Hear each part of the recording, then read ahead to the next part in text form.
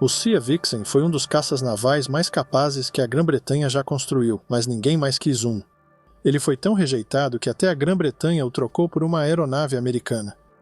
Foi feito para assustar bombardeiros soviéticos, mas antes assustou quem estava dentro. O piloto sentava-se sob um canopy deslocado para a esquerda com visão externa. O observador ficava em um buraco escuro, na parte inferior direita da fuselagem, quase sem visão externa. Tudo o que ele vê são telas de radar, escuridão e o som da própria respiração. Agora imagine o trabalho dele, sendo catapultado de um porta-aviões à noite, com mau tempo, com o mar em algum lugar abaixo e sem nenhuma maneira de vê-lo, enquanto o piloto joga a aeronave em uma curva fechada e o Sea Vixen despenca. A única saída é por uma escotilha acima, que nas primeiras aeronaves precisava ser ejetada antes do disparo do assento ejetor. Esse atraso matou observadores.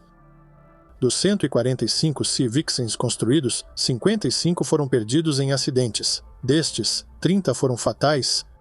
51 tripulantes da Royal Navy morreram em cerca de 12 anos de operações em paz, uma taxa de perda de quase 38%. Para entender o ocorrido, vamos voltar um pouco. Após a Segunda Guerra Mundial, a Royal Navy mostrou com o de Havilland Sea Vampire que jatos podiam operar em porta-aviões. Mas o Sea Vampire não podia lutar à noite, localizar alvos nas nuvens ou proteger porta-aviões em mau tempo. E a ameaça estava mudando. Com o avanço dos bombardeiros soviéticos, a Marinha Real precisava de um caça de defesa de frota capaz de proteger seus porta-aviões 24 horas por dia, mesmo à noite, com mau tempo e sobre o oceano aberto.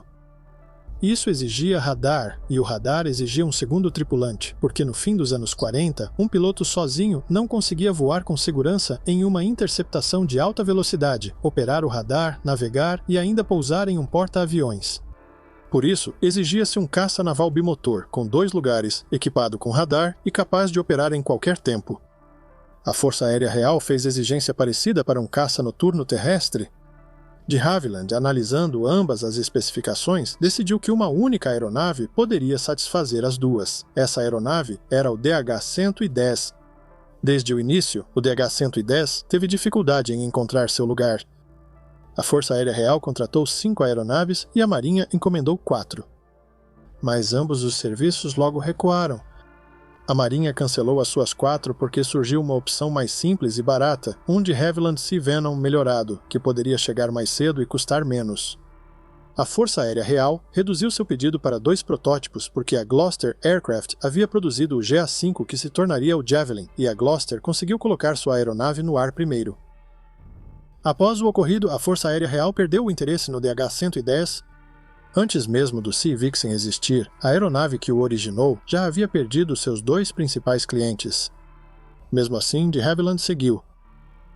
O primeiro DH-110 voou em 26 de novembro de 1951. Um ano depois, ele surgiu no salão aéreo de Farnborough.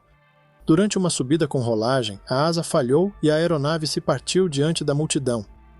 Ambos os tripulantes, o piloto John Derry e o observador Tony Richards, morreram no acidente. Os destroços então atingiram as áreas dos espectadores e 29 pessoas no solo também perderam a vida. O protótipo restante foi reforçado e redesenhado. Foi instalado um estabilizador totalmente móvel, extensões de bordo de ataque com curvatura foram adicionadas e a aeronave modificada só voltou a voar em julho de 1954. E, a essa altura, algo estranho tinha acontecido. O projeto aprimorado do Sea Venom foi cancelado. A Marinha reavaliou o DH-110 e decidiu se interessar. O segundo protótipo foi testado em porta-aviões e agradou a Marinha. Em fevereiro de 1955, a Marinha encomendou 110 aeronaves. O modelo foi designado como Sea Vixen.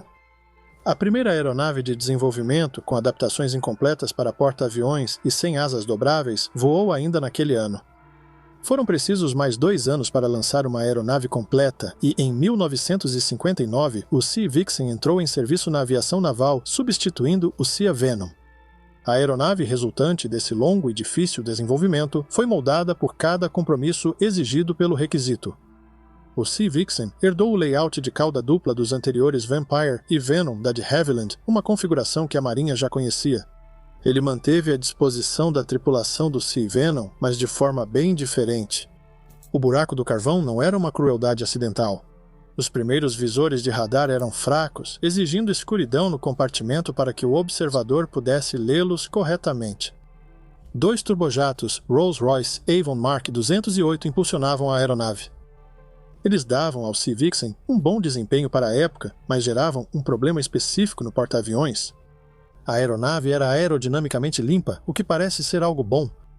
Na aproximação, o baixo arrasto obrigava o piloto a recuar bem as manetes para manter a velocidade. Com baixa potência, os motores não respondiam de imediato. Se o piloto precisasse de empuxo já perto do convés, os motores demoravam a responder. A precisão da velocidade virou crucial. Se errasse, tinha pouco tempo para se recuperar. A especificação original exigia 4 canhões Aiden, além de 4 mísseis Firestreak. Mas os canhões foram retirados, já que mísseis eram vistos como substitutos na época. No papel, isso parecia o futuro. O Firestreak era basicamente uma arma eficaz, basicamente só em perseguição por trás, exigindo que o observador orientasse a interceptação para ficar atrás do alvo. O radar não tinha capacidade de detectar alvos abaixo da aeronave. Se a ameaça viesse baixa, rente ao mar, o Sea Vixen precisava voar ainda mais baixo para encontrá-la. A variante FAL-SOL 2 chegou em 1963 com melhorias significativas. Os braços da cauda avançavam à frente das asas, levando combustível extra e equipamentos de contramedidas eletrônicas. Os mísseis Red Top permitiam engajamento em todos os ângulos, não só perseguição traseira. A escotilha do observador foi redesenhada, agora abaulada, com mais perspex e feita para quebrar facilmente, facilitando a ejeção. Até o SO 2 já era um compromisso sobre outro, os estabilizadores maiores aumentaram o peso. As mudanças aerodinâmicas fizeram com que a aeronave não pudesse mais carregar bombas de 1000 libras e o caráter fundamental do Sea Vixen, um jato embarcado grande, pesado, limpo, bimotor com o observador embutido, permaneceu o mesmo. Esses compromissos tiveram um custo, porque entre 1960 e 1970, 51 tripulantes morreram, todas vítimas de uma guerra fria que muitos acham que foi sem sangue. A aeronave foi usada como interceptadora, ataque ao solo, escolta de caças e reconhecimento fotográfico. Muitos se perderam à noite em ataques ao solo com alvos iluminados por sinalizadores, um dos perfis mais perigosos para as tripulações. O ambiente era implacável de formas que não envolviam o projeto. Este era um grande jato operando em pequenos porta-aviões britânicos dia e noite sob algumas das piores condições de voo. A construção robusta da aeronave a salvou em muitas ocasiões. Em um incidente famoso, um pouso no convés falhou e um Sea Vixen atingiu várias aeronaves estacionadas antes de decolar novamente. O piloto desviou para uma base em terra e pousou em segurança. Ainda assim, o Sea Vixen cumpriu seu propósito.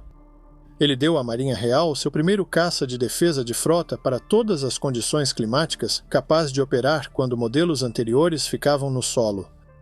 No verão de 1961, o Iraque ameaçou invadir o Kuwait. O HMS Victorious se deslocou do Mar da China Meridional para o Golfo Pérsico. O HMS Bulwark desembarcou os fuzileiros navais reais. Os Sea Vixens patrulhavam os céus.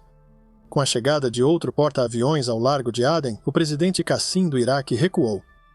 Nos anos seguintes, os Sea Vixens forneceram cobertura aérea para os fuzileiros navais em Tanganica, apoiaram as forças britânicas no Golfo Pérsico e supervisionaram a retirada final de Aden em 1967, uma década de pequenas missões que provaram que a aeronave podia cumprir o papel para o qual foi projetada. Eram até confiados a equipes de demonstração. O Circo do Simão e o 5 do Fred faziam acrobacias em formação, sendo o Circo do Simão considerado por muitos uma das melhores equipes de demonstração de todos os tempos. Porém, o Sea Vixen teve sucesso apenas com um cliente, a Marinha Real. A de Havilland chamou a atenção dos aliados da OTAN e da Austrália. Havia até uma versão aprimorada sendo planejada, um Sea Vixen Mach 1,4 com asas finas, um verdadeiro caça supersônico para a frota. Se construída, essa aeronave poderia ter mudado a história das exportações. Mas em 1957, o governo britânico publicou um livro branco de defesa que mudou tudo. Escrito pelo ministro da Defesa Duncan Sandys, ele declarava que aeronaves de combate tripuladas estavam se tornando obsoletas e que o futuro pertencia aos mísseis guiados. Projetos de caças foram cancelados em toda a linha. A variante supersônica do Sea Vixen já havia sido cancelada no ano anterior e a mensagem para compradores estrangeiros foi devastadora. Por que investir em um caça naval britânico se o próprio governo britânico afirmava publicamente que caças tripulados não tinham futuro?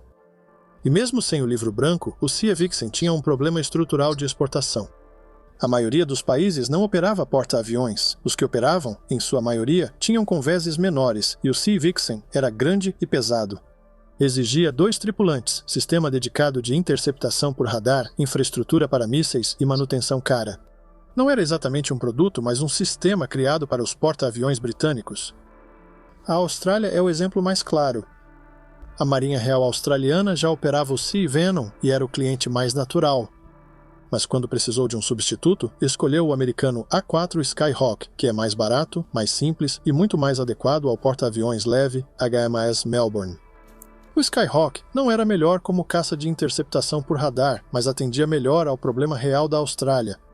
A França viveu algo parecido. A marinha francesa precisava de um caça embarcado para o Clemenceau e o Foch, mas optou pelo F-8 Crusader com melhores credenciais em combate aéreo.